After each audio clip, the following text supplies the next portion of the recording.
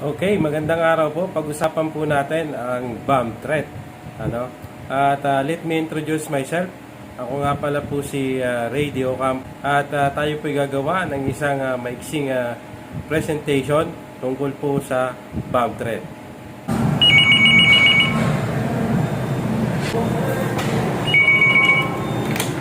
Yes, hello, good evening. This is Maylene. How may I help you?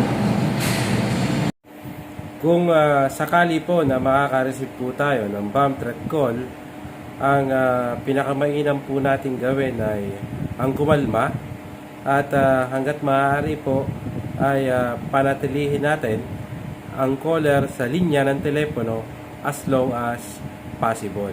I'm sorry, can you repeat that? Ang layunin natin dito is to obtain as much information as possible mula sa tumatawag nang sa ganon ay mai-relay natin ang mga impormasyon na makukuha natin sa mga otoridad. Kung may pagkakataon ka o may pagkakataon tayo, isulat sa isang kapirasong papel ang pagbabanta at agad itong ipasa sa taong pinakamalapit sa iyo o sa katrabaho mo upang maalerto at matawagan at mabigyan ng babala ang mga tagapamahala at ang otoridad tungkol sa bomb threat.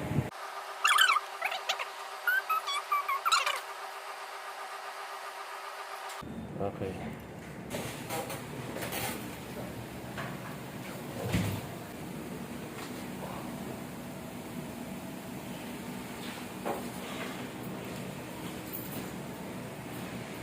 Ngayong naalerto mo na ang kasama mo sa trabaho tungkol sa pagbabanta, maaari nang i-activate ang bomb threat management plan at tumawag sa otoridad sa ligtas na lugar.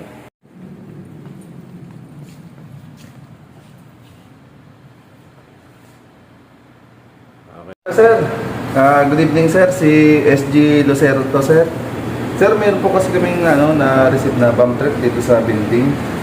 Pwede po bang magpadala ng... Ang susunod na hakbang ay tanungin ang caller ng mga sumusunod na katanungan base sa nakatala sa bomb threat checklist. At tandaan, maging magalang at mahinahon sa pakikipag-usap o pagtatanong. Itanong sa caller kung saan matatagpuan ang bomba. Okay. Inside the main And bomb. where is the bomb located? Huwag kalimutang pakinggan ang background o ingay na maririnig habang kausap ang caller. Iwasan ang magbanggit ng pangalan o location ng pasilidad. Ito ay makakatulong upang magkaroon ng mga clues tungkol sa posibleng pagkakakilanlan at kung totoo ba ang pagbabanta. Okay, sir. It's And what inside the the bomb. bomb look like? Okay. I will detonate the And bomb in what 1 will hour cause the bomb if my demands have not been met. Hello, sir. Kung binabaan ka na ng caller ng Hello, telepono, mahalagang huwag mong i-hang up ang iyong telepono. Ilapag lang sa ibabaw ng desk, jot down in as much detail as possible and information from the call. Sa ilalim ng checklist ay may listahan ng detalye tungkol sa boses ng tumatawag, ang narinig na ingay sa background at mga pagbabanta habang kausap ang caller. Ang mga impormasyong ito ay mahalaga upang makilala ang caller at ang katotohanan ng kanyang banta. Sa pagkakataong ito, i-report ang lahat ng impormasyon sa management o otoridad. Iwasan humawak o hawakan ang anumang mga switches or buttons or any kind.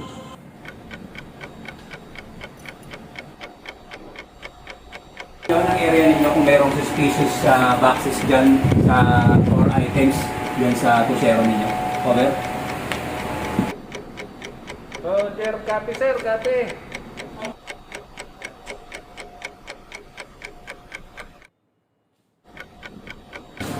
Roger sir, positive.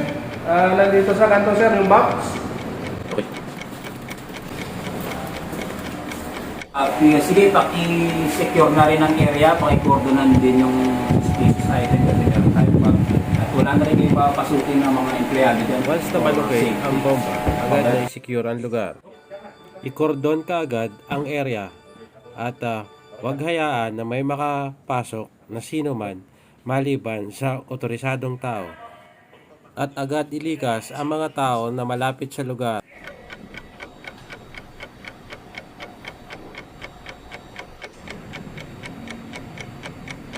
Sir, good evening po. Sir, ako po yung naka-receive ng bumper. Ikaw ba, ano bang na-obserbahan mo or na-notice mo sa tumawag? Babae ba siya o lalaki? Lalaki po. Tapos, maingay po yung area. Bali na-note mo naman kung ano yung mga napansin mo sa pagpawag niya. Tanong mo kung nagamit yung checklist. Nagamit ba yung checklist natin regarding doon sa may bank trip? Patapos na gawin ang mga unang hakbang, antayin ang pagdating ng mga otoridad at alalayan ang mga ito. Naway may napulot po tayo at natutunan sa presentation na ito. Maraming salamat po.